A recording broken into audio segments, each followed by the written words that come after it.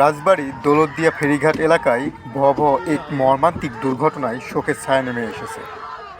পদ্মা নদীর বুকে ঘটে যাওয়া এই দুর্ঘটনা মুহূর্তেই কেড়ে নিয়েছে বহু মানুষের প্রাণ, ভেঙে দিয়েছে অসংখ্য পরিবার। প্রত্যক্ষদর্শীদের বর্ণনা অনুযায়ী ঢাকাগামী একটি যাত্রীবাহী বাস হঠাৎ নিয়ন্ত্রণ হারিয়ে সরাসরি পদ্মা নদীতে পড়ে যায়।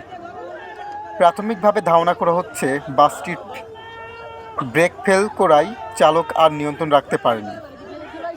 সেই সময় বাসটিতে 50 জনেরও বেশি যাত্রী ছিলেন, যারা ঈদের ছুটি শেষে আবার কর্মস্থলে ফিরছিলেন। বাসটি নদীতে পড়ে যাওয়ার পরপরই শুরু হয় প্রাণ বাঁচানোর মরিয়া চেষ্টা। তবে স্রোত আর আতঙ্কের মধ্যে খুব কম সংখ্যক মানুষই বেরোতে সক্ষম হন।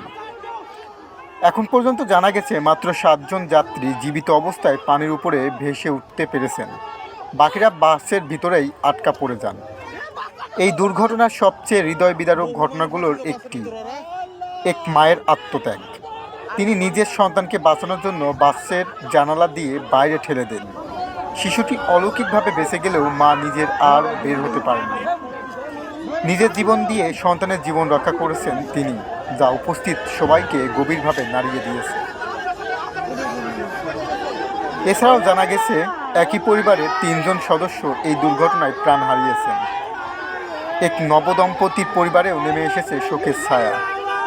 স্বামী বেঁচে থাকলেও তার স্ত্রী ও সন্তান আর বেঁচে নেই। এমন অসংখ্য হৃদয় বিদারক গল্পে ভারী হয়ে উঠেছে পুরো এলাকা। দুর্ঘটনার খবর ছড়িয়ে পড়তেই স্বজনদের আহাজারিতে ভারী হয়ে ওঠে ফেরিঘাট এলাকা। কেউ হারিয়েছেন বাবা, কেউ মা, কেউ বা সন্তান। ঈদের আনন্দ শেষে কর্মস্থলে ফেরার পথে এমন করুণ পরিণতি কেউ কল্পনাও করতে পারেনি। স্থানীয় প্রশাসন ও উদ্ধারকারী দল ঘটনাস্থলে পৌঁছে উদ্ধার কার্যক্রম চালাচ্ছে। তবে নদীর গভীরতা ও স্রোতের কারণে উদ্ধার কাজ ব্যাহত হচ্ছে বলে জানা গেছে। নিখোঁজদের সন্ধানে তল্লাশি অব্যাহত রয়েছে।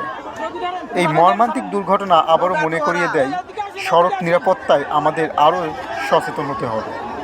যানবাহনের ফিটনেস নিশ্চিত করা, চালকদের সতর্কতা এবং দায়িত্বশীল আচরণ, এইসব বিষয় অবহেলা করলে এমন দুর্ঘটনা যে কোনো সময় ঘটতে পারে।